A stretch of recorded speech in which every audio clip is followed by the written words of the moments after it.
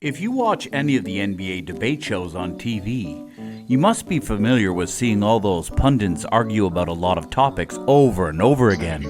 One of those hot topics is who is the greatest scorer in NBA history? The usual suspects in these conversations are players like His Airness, Michael Jordan, Wilt Chamberlain, Steph Curry, Lebron James, the Black Mamba, Kobe Bryant, or the league's leading scorer himself, Kareem Abdul Jabbar. Even though these legends are some of the greatest scorers the game has ever seen, the media always forgets to mention a few older players who were really, and I mean really good at putting the ball in the basket. Ooh, let's play Full Court, baby, your go-to channel for the most interesting basketball topics. We start off with one of the most fabulous and entertaining talents the game of basketball has ever seen, the late great Pistol Pete Maravich. Pistol was an anomaly. He was so good at basketball that the game seemed boring to him, and man did he make it interesting for himself and the rest of the world. Pete Maravich was the flashiest, the most skilled passer of his generation. He was magic before magic. Maravich also had the craziest handles in the game. He was Isaiah before Isaiah. But what a lot of people tend to forget about is how incredible Pete Maravich was as a scorer. He is still the all-time leading NCAA Division I scorer with 3,667 points scored at an average of 44.2 points per game.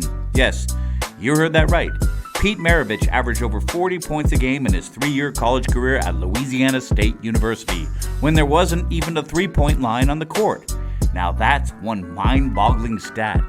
What's even crazier is that when former Louisiana State University coach Dale Brown charted every shot Maravich scored, he concluded that if his shots from three-point range had been counted as 3 points, his average would have totaled 57 points per game and 12 three-pointers per game. I don't care what era you talk about, that is just insane. Maravich's time in the NBA was shortened because of injuries, but in those 10 years of professional basketball, he averaged 24.2 points per game. He even won a scoring title in 1977 when he averaged 31.1 points per game over the season. His career game high was a whopping 68-point game when playing for the New Orleans Jazz during the same season. Maravich was inducted into the Naismith Memorial Basketball Hall of Fame in 1987. Another name that kind of gets forgotten in these conversations is George the Iceman Gervin. Not to mention George Gervin's name amongst the game's greatest scorers should be considered a crime. His nickname, the Iceman, was given to him for his cool demeanor on the court. Gervin played in both ABA and NBA, scoring over 26,000 points in his professional career. He averaged a spectacular 26.2 points per game in his NBA career, which ranks as the 9th best career points per game in the history of the league. Gervin was one of the most prolific scorers of his era. So what made this 6'7" thin-frame shooting guard from Detroit so special? The answer is his iconic and trademark move, the finger roll.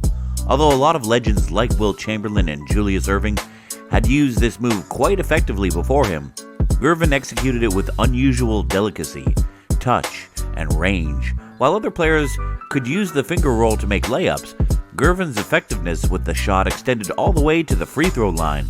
The Iceman was almost unguardable.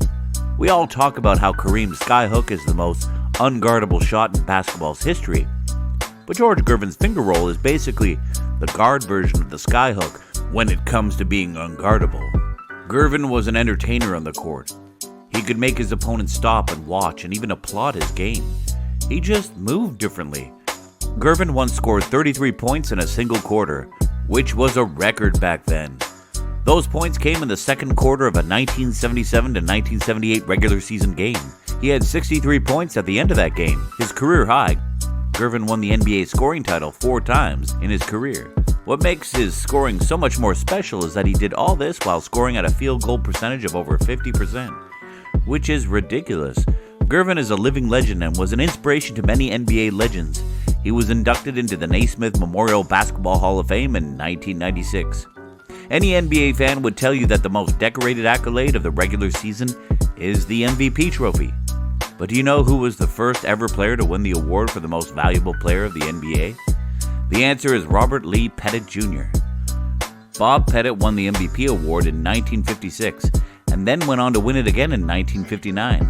Considered as one of the greatest power forwards of all time, Pettit is the true definition of hard work. His basketball career did not start well as he was cut from the varsity basketball team as both a freshman and sophomore, but he willed himself into having one of the greatest professional basketball resumes in history. Pettit won almost every award a player can in his career. He is an NBA champion, a two-time league MVP, a four-time All-Star Game MVP, which is a record, by the way. He led the league in rebounds in 1956, and the reason why he is mentioned in this video, he led the league in scoring 2 times. Pettit, like many others, used his hook shot very dominantly.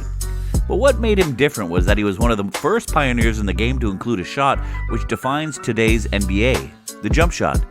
Pettit started working on his jumper early in his career and kept polishing it. It was something that not a lot of players were doing in the 50s. His unique skill set allowed him to become the first NBA player to score more than 20,000 points. He averaged a whopping 26.4 points per game during his 11 seasons in the league, which ranks 8th all-time. Bob Pettit was one of the best scorers and rebounders of his era, and to be honest, he should be included in more of these all-time conversations. Despite being underrated post-retirement, Pettit was inducted into the Naismith Memorial Basketball Hall of Fame in 1970. Speaking of being underrated, the next scorer on this list is perhaps the most underrated player in NBA history.